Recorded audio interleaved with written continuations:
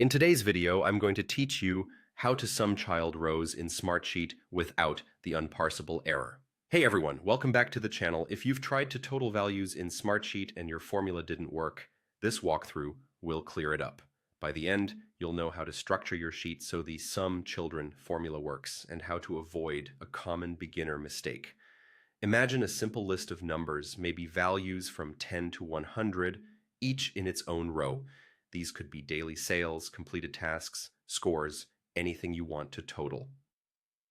Our goal is to show the overall sum right at the top, so it's always visible.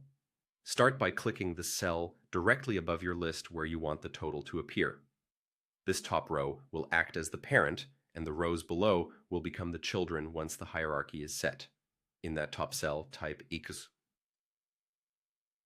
SUM children and press enter.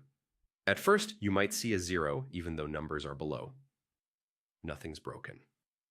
In Smartsheet, children only works when there's a real parent-child relationship between rows. If everything is left aligned, Smartsheet treats those rows as siblings, not children, so there's nothing for the formula to calculate. To fix that, select all the rows that contain your numbers.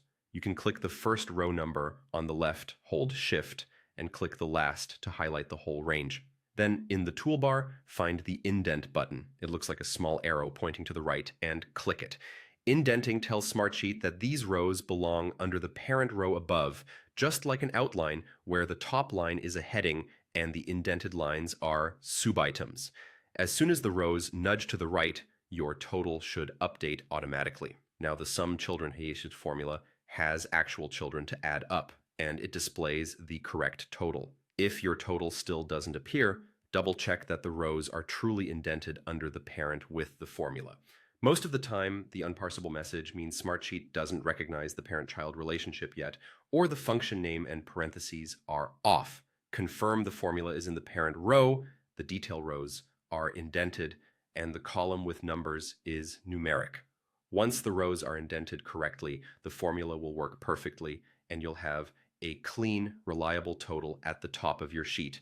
If you found this helpful, please like the video, drop any questions in the comments, and subscribe for more clear and practical Smartsheet tutorials. Thanks for watching, and I'll see you in the next video.